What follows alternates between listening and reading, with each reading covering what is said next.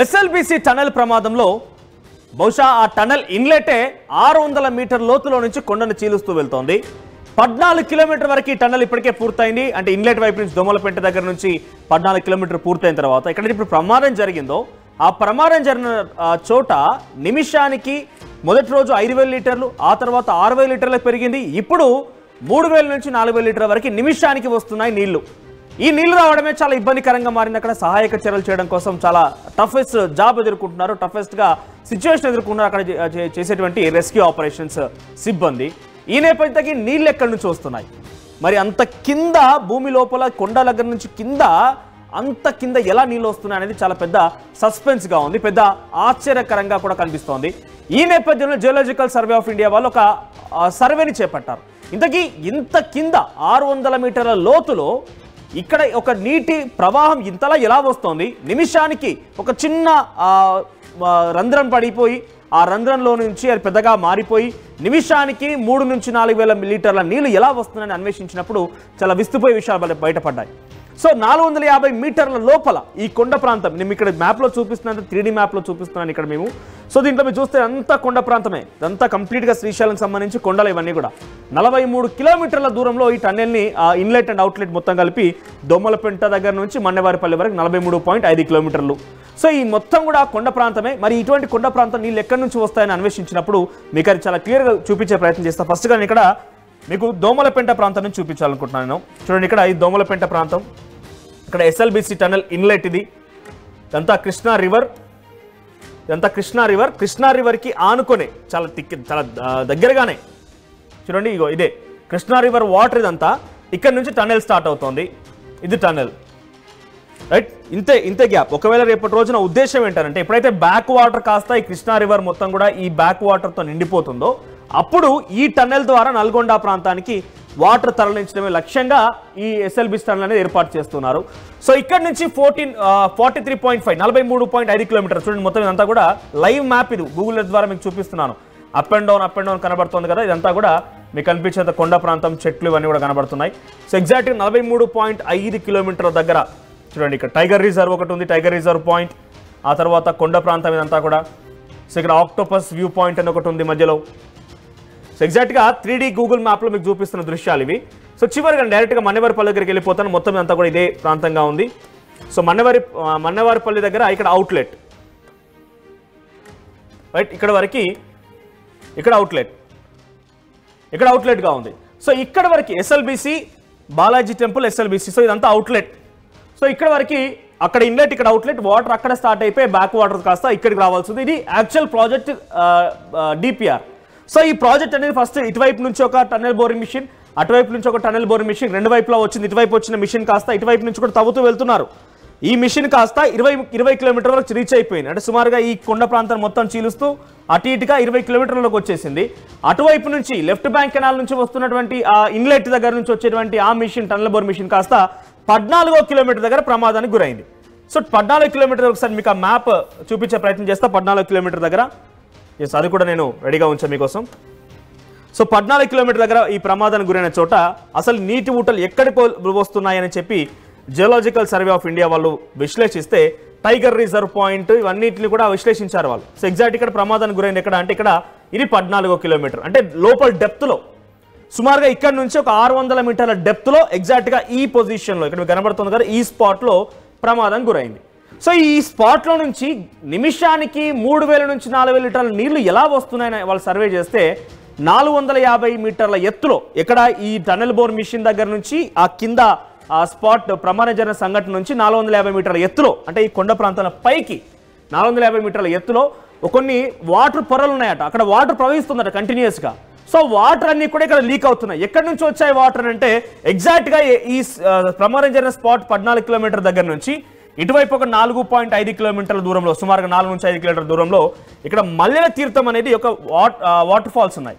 So మల్లెల తీర్థం అనేది, so బహుశా ఆ ప్రాంతానికి సంబంధించిన వారికి చాలా ఈజీగా అర్థమవుతుంది. మల్లెల తీర్థం అంటే కంటిన్యూస్ వాటర్ ఫాల్, ఇది 24/7 ఇర్రెస్పెక్టివ్ ఆఫ్ సీజన్స్.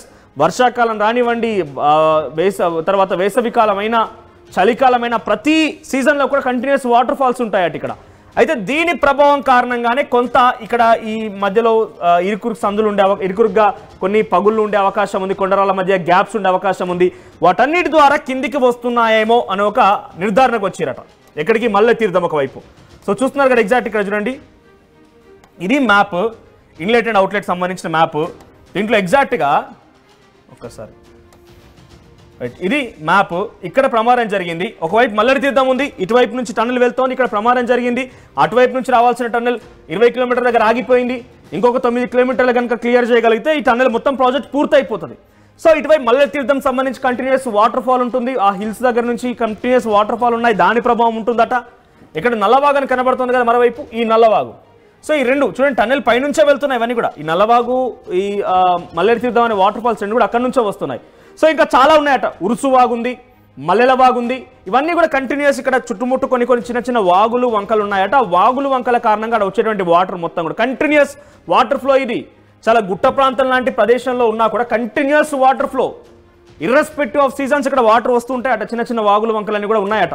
ఆ వాగుల వంకల నుంచి వచ్చేటువంటి ఆ నీళ్లు నిమిషానికి 4000 లీటర్ల నుంచి 5000 లీటర్ల నీళ్లు మొత్తం కూడా ఇక్కడికి చేరుకొని ఇక్కడ ఆ రంధ్రం ఏదైతే ఊట పడిందో ఆ ఊటల నుంచి కంటిన్యూస్గా వస్తున్నాయట. ఇది ఇప్పుడు స్టార్ట్ అయిందేం కాదు, బీఆర్ఎస్ పార్టీ ప్రభుత్వం 2019లోనే అప్పుడు ప్రాజెక్టులో ఒక చిన్న రంధ్రంగా ఏర్పడిందట. అప్పటి నుంచి కొంత కంటిన్యూస్గా వాటర్ వస్తున్నాయి.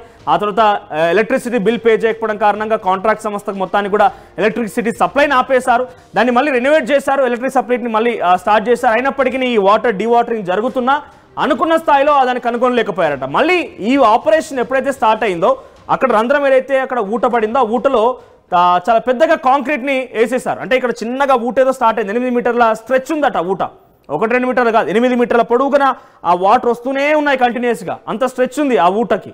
సో 8 మీటర్ల మొత్తం కూడా ఆ కాంక్రీట్ నింపేశారు. అయినా కూడా కాంక్రీట్ నింపినా కూడా కంట్రోల్లోకి రాలేరు. అయితే జియోలాజికల్ సర్వే ఆఫ్ ఇండియా వాళ్ళు మళ్ళీ సర్వే చేసి ఓవరాల్గా వాళ్ళు కాంట్రాక్ట్ సంస్థ చెప్తాను ఎంతమేరకు నిజంగా జరిగిందని తెలియదు మనకు కూడా. సో వాళ్ళు ఏం చెప్తున్నారంటే మళ్ళీ వెళ్ళి ఇక్కడ మళ్ళీ మేము ప్రారంభం చేయాలనుకుంటున్న పనులు కాబట్టి ఎప్పుడు ఈ ప్రమాదం జరగక ముందు మేము దీన్ని కంటిన్యూ చేయాలనుకుంటున్నాము. సో వాటర్ కంటిన్యూషన్ ఇంకా ఉంది, వాటర్ ఇలాగే వస్తోంది. సో దాన్ని మనం కంప్లీట్గా కంట్రోల్ చేయలేమా అని చెప్పి సదరు కాంట్రాక్ట్ సంస్థ నుంచి జిఎస్ఐ వారి దగ్గర నుంచి అభిప్రాయం తీసుకున్నప్పుడు మీరు ఇక్కడ కంప్లీట్గా కనుక కంట్రోల్ చేస్తే ఈ లీకేజ్ మరో చోట వచ్చే అవకాశం ఉంది. ఎందుకంటే ఇక్కడ మనం కంప్లీట్గా క్లోజ్ చేస్తే ఈ ప్రెషర్, ఈ వాటర్ ప్రెషర్ మొత్తం కూడా ఇంకేదైనా ముందుకు వెళ్ళిన తర్వాత కొంచెం సాఫ్ట్ సాయిల్, లూజ్ సాయిల్ ఉందనుకోండి, ఇక్కడ ఈ ప్రమాదం కూడా కారణం ఏంటంటే కంటిన్యూస్గా వాటర్ ఉన్నాయి కాబట్టి లూజ్ అయిపోయిందట సాయిల్ అంతా. ఆ సాయిల్ అంతా లూజ్ అయిపోయి ఆ వాటర్ మొత్తం కూడా లోపలికి పడిపోయి కొన్ని బండలు కూడా పడిపోయాయి పైనుంచి ఎగ్జాక్ట్గా ఈ ప్రమాదంలో. సో ఇక్కడ మనం కనుక కంప్లీట్గా క్లోజ్ చేస్తే ముందుకు మళ్ళీ ఇంత ప్రమాదం జరిగే అవకాశం ఒక అంచనాకు వచ్చారట. కాబట్టి దీన్ని కంప్లీట్గా క్లోజ్ చేయకండి, ఆ నిమిషానికి 3-4 లీటర్ల వాటర్ అయితే వస్తున్నాయో ఆ వాటర్ని డీవాటరింగ్ చేయండి. అట్ ద సేమ్ టైం మీరు వర్క్ కూడా కంటిన్యూ చేసుకోండి ముందుకని చెప్పేశారట. ఓవరాల్గా చెప్పారని కాంట్రాక్ట్ సంస్థ సంబంధించి అధికారులు చెప్తున్నారు, ప్రతినిధులు చెప్తున్నారు. కానీ ఎగ్జాక్ట్గా జిఎస్ఐ సర్టిఫికేషన్ లేదు. సో ఇక్కడ ప్రమాదం జరిగిన తర్వాత ఇప్పుడు జియోలాజికల్ సర్వే ఆఫ్ ఇండియా తేల్చింది ఏంటంటే పక్కనే మల్లె తీర్థం, నల్లవాగు, ఉరుసువాగు, మల్లెలవాగు ఇలాంటి వాగులన్నీ కూడా పైనుంచి ఫ్లోట్ అవుతూ ఉన్నాయి కాబట్టి వాటి ప్రభావం కారణంగానే ఇక్కడ వాటర్ అనేది ఊరుతున్నాయి, వాటర్ అనేది ఊటలా బయటకు వస్తున్నాయని తేల్చేశారట.